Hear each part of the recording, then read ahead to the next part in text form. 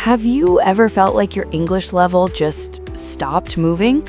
You study, you practice, but month after month it feels the same. Yes, you start asking yourself, why am I still at this level? Or, I've been learning for years, but nothing really changes.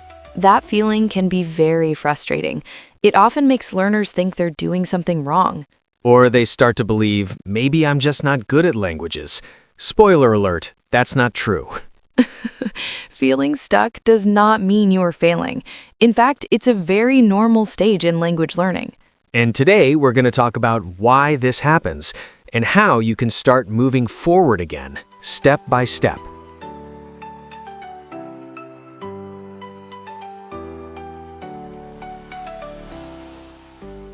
Welcome to English Box, Easy English with Julia and Tom.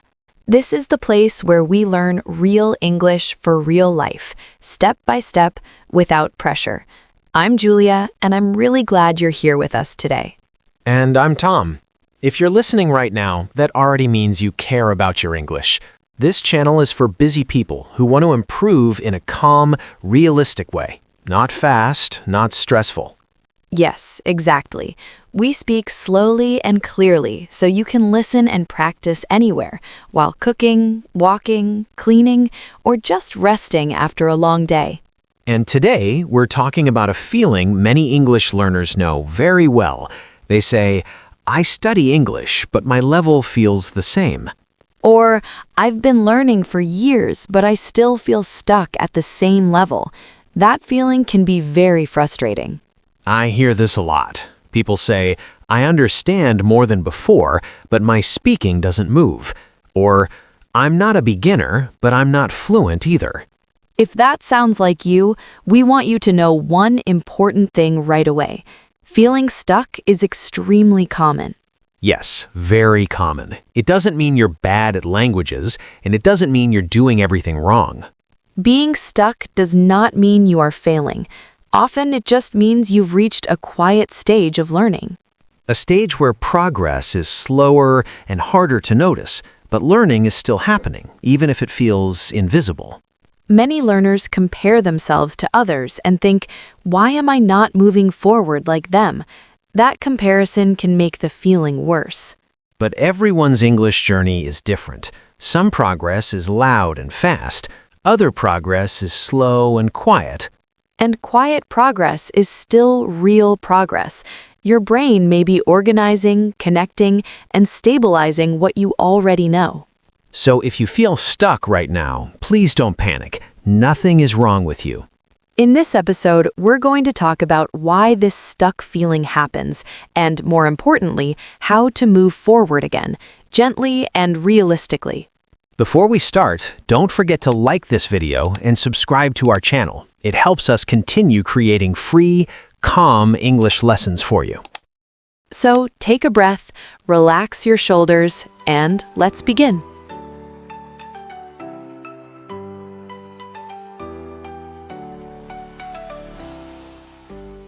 What being stuck really means. Tom, when learners say, I feel stuck, what do you think they really mean? Often, they don't mean their English is getting worse. They mean it feels the same for a long time. Yes, exactly. Many people say, I understand more English now, but I don't feel improvement. That feeling can be confusing because progress is still happening, just in a quieter way. That's a good word, progress. Progress means moving forward, even if it's slow or hard to see. In the beginning, progress feels fast because everything is new. Right. At the start, you learn new words every day, new sounds, new grammar. Your brain is like, wow, this is exciting. But later, English learning changes. You don't notice big jumps anymore. Instead, you understand a little faster, or you feel less nervous, but it's subtle. Subtle means small and quiet, not big and obvious. And many learners think, if I don't feel big change, I must be stuck. But that's not true. What's really happening is that your learning has gone deeper. You're not just collecting words anymore, you're building understanding. Yes, Early learning is like climbing the first steps of a staircase. Later learning is like walking on a long, flat path. You're still moving, but it feels slower. That's such a good image. And during this stage, growth is often internal. You may understand jokes, tone, or meaning without translating. And that's huge progress, even if it doesn't feel exciting. Your brain is becoming more familiar with English, and familiarity builds comfort. Exactly. Familiar means something feels known and less scary. When English feels more familiar, you react more naturally. But because this change is quiet, learners often compare themselves to others. They see someone speaking fluently and think, why am I not there yet? Comparison is dangerous. Everyone's English journey looks different. Feeling stuck does not mean your English has stopped growing. It usually means your growth has changed shape. You're building a stronger base, even if you can't see it clearly. So, if your English feels the same right now, don't panic. That doesn't mean you're failing. It means you're learning at a deeper level. And once you understand this, the feeling of being stuck becomes less scary. It's not a wall, it's just a quiet part of the journey. Exactly. Growth hasn't stopped. It has simply changed.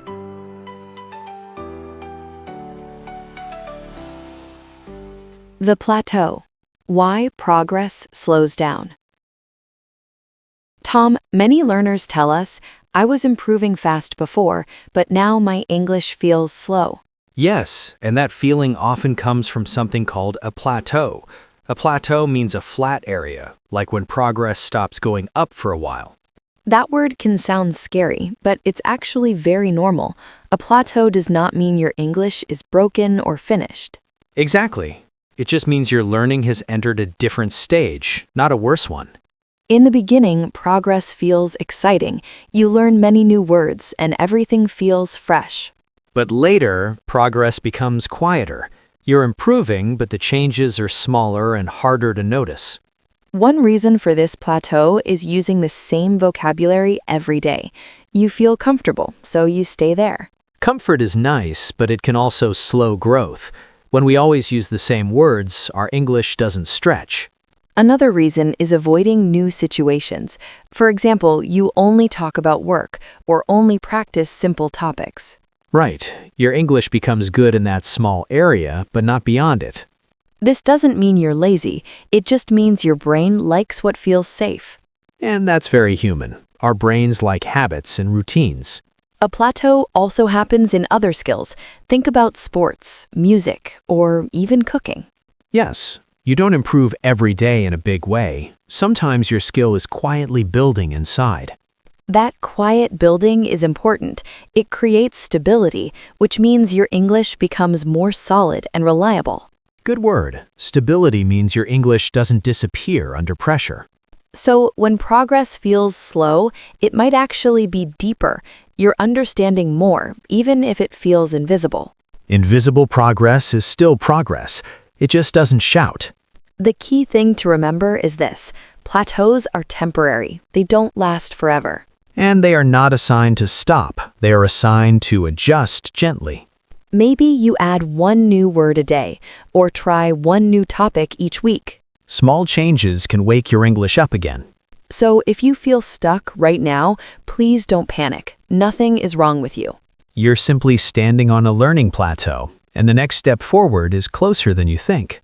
In the next part, we'll talk about how to move off the plateau in a calm, realistic way. Step by step, without pressure.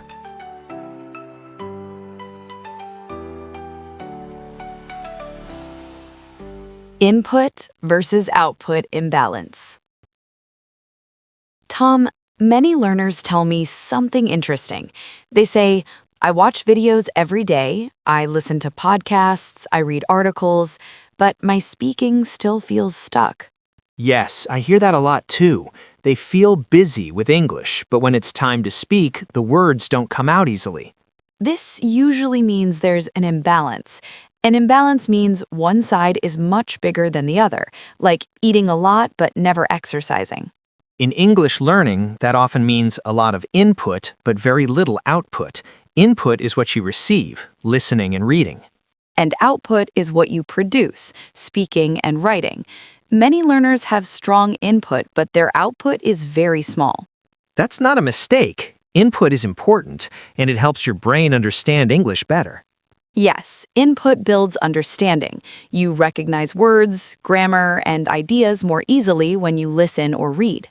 But output builds fluency. Fluency means you can use English more smoothly without stopping too much. If you only take in English but never use it, your brain stays quiet. It understands, but it doesn't practice responding. It's like watching many cooking videos but never cooking yourself. You know the steps, but your hands don't move. Exactly. And when learners don't speak, they often say, "I feel stuck," but the problem is not their level. The problem is that English stays in their head and never comes out of their mouth. Some people avoid speaking because they want to be correct. They wait for perfect grammar or the perfect word. But waiting too long slows everything down. Output doesn't need to be perfect, it just needs to exist.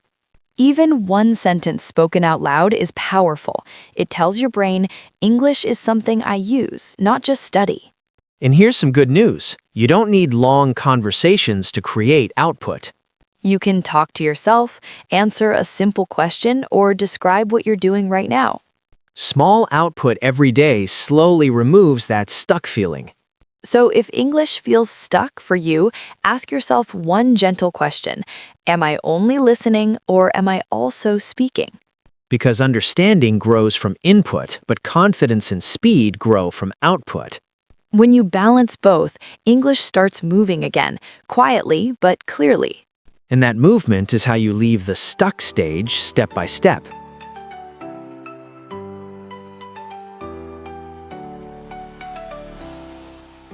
Comfort zone versus growth zone. Tom, many learners tell us, my English feels safe, but it doesn't improve. That often means they're staying in their comfort zone, a place where English feels easy and familiar. Yes, the comfort zone sounds nice. You use the same words, the same phrases, in the same topics every day. Your English feels comfortable, but it also feels a bit sleepy. That's a good way to say it. The comfort zone is where you don't feel stress, but you also don't feel growth. You can speak, but you're not really stretching your English. And stretching is important. When we say growth zone, we mean a small step outside what feels easy, not something scary, just something a little new. Exactly. The growth zone is not about big, difficult changes. It can be one new word or one new sentence pattern you don't usually use. For example, if you always say, I like coffee, your comfort zone is very happy, but your growth zone might be saying, I'm getting used to drinking coffee in the morning. That phrase, getting used to, means slowly becoming comfortable with something new. That's a great example. It's still simple English, but it adds something new, and that small new thing helps your English move forward. Many learners avoid the growth zone because it feels a little uncomfortable. They think, what if I make a mistake? Or what if I sound strange? But mistakes are part of learning. When you try something new, your brain is more engaged, which means it is active and paying attention. Yes, engaged is a great word. When your brain is engaged, learning happens faster and deeper. Another example is topics. If you always talk about work, maybe your growth zone is talking about a hobby, a feeling, or a small opinion. Or even asking one new kind of question. Instead of, how are you? You could try, how has your day been? It's a small change, but it creates growth. So the key idea here is balance. Your comfort zone gives confidence, your growth zone gives progress. And you don't need to live in the growth zone all the time. Just visit it a little every day. Your English likes comfort, maybe a little too much. That's true. Be kind to yourself, but also be curious. One small step outside comfort is enough to move forward. If your English feels stuck, ask yourself this simple question. What one small new thing can I try today? That question alone can help your English start growing again.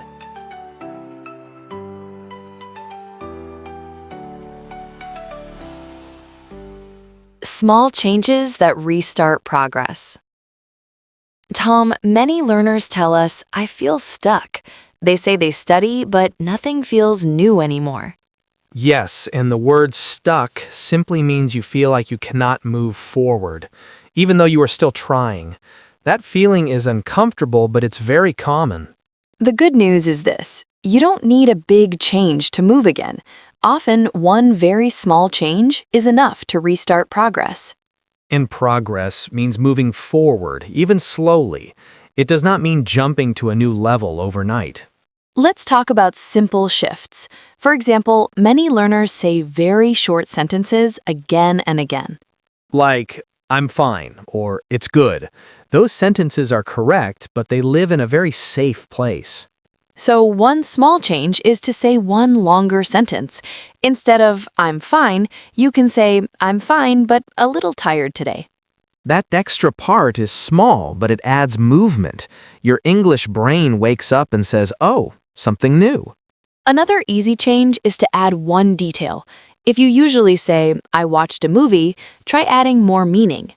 You can say, I watched a movie last night and it was funny. Same idea, just a bit richer. This is a gentle challenge. A challenge doesn't mean stress or fear. It simply means doing something slightly new. Exactly. You're not forcing yourself. You're just stepping a little outside your comfort zone. One more helpful shift is this: react instead of repeat. Yes, instead of repeating what you hear, try giving your opinion. For example, I agree or I don't like that idea. These changes may sound small, but they matter. Small changes tell your brain that learning is still happening. And when learning happens, that stuck feeling slowly disappears. Many learners think they need a big new course or a big new plan. But often, progress returns when you do things just a little differently. So if your English feels stuck right now, don't panic. Try one small change today. One longer sentence, one extra detail, or one real reaction. That's how progress restarts, calmly, gently, and step by step. And before you know it, English will feel lighter and more alive again.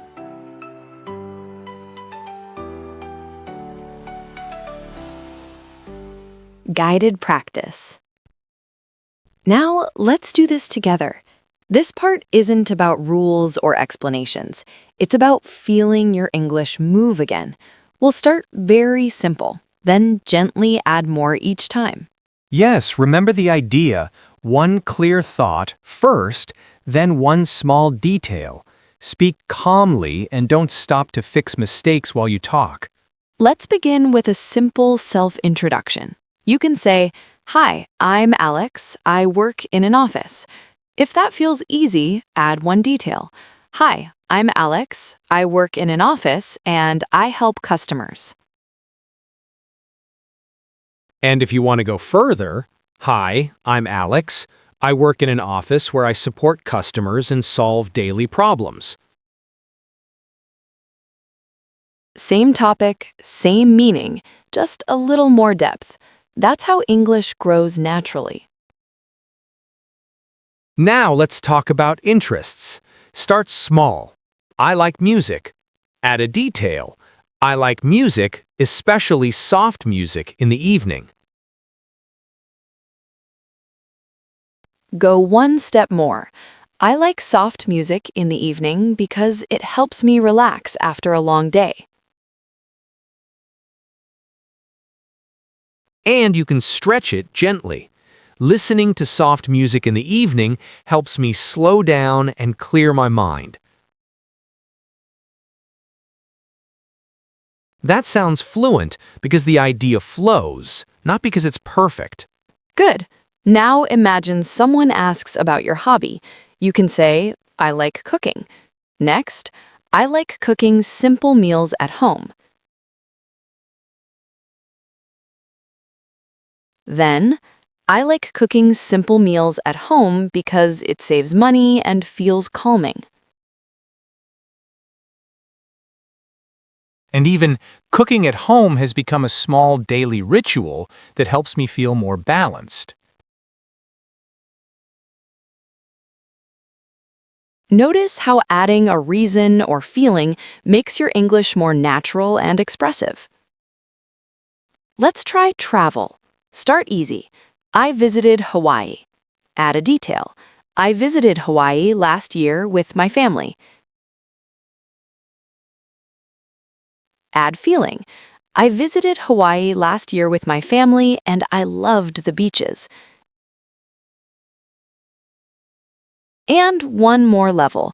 Visiting Hawaii with my family was memorable because the nature and atmosphere felt completely different from daily life. That's clear communication. You're sharing an experience, not just a sentence. One last everyday moment. Someone asks, "How was your day?" You can say, "It was busy." Then, "It was busy but productive." Then, "It was busy but productive, so I feel tired but satisfied." And finally, "It was a long, productive day, and even though I'm tired, I feel good about what I finished." That's how you move past feeling stuck. You don't change the topic, you expand it. Exactly. Being stuck often means your English stopped growing outward. Today, you practiced adding one detail, one reason, or one feeling. And that is real progress. Calm, simple, and very effective. Take a breath. If you spoke even one sentence, you did great. Keep practicing this way, and your English will start moving again, step by step, naturally.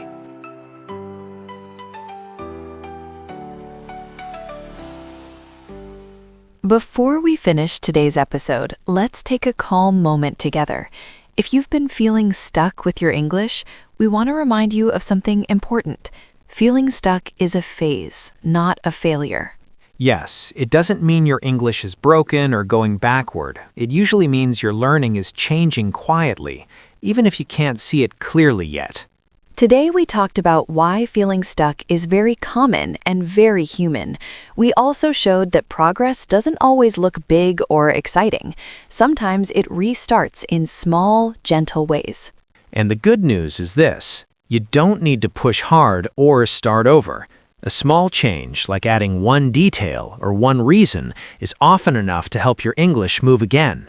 So here's a tiny challenge for you today. Please say one English sentence that is just a little longer than usual. For example, instead of "I'm tired," you can try "I'm tired because today was busy." You can say it at home, quietly, or even in your head if you want. There's no pressure and there's no test. We'd also love to hear from you. Where do you feel most stuck in English right now? You can write a simple comment like, "I feel stuck when I try to explain my ideas at work." Your answers help us understand you better and create episodes that really support your learning. In our next episode, we'll talk about another question many learners have but don't always say out loud. Is it too late to learn English? We'll share honest answers, real examples, and calm encouragement, especially if you're learning later in life. If today's episode helped you feel a little lighter or more hopeful, please like this video and subscribe to our channel. It helps us keep making gentle, real-life English lessons for you. You can also share this episode with a friend who feels stuck with English right now. Take a deep breath and give yourself some credit. You're still learning and you're still moving forward. Even small steps count. We'll see you in the next episode. Until then, keep practicing in small ways and be kind to yourself. Goodbye for now.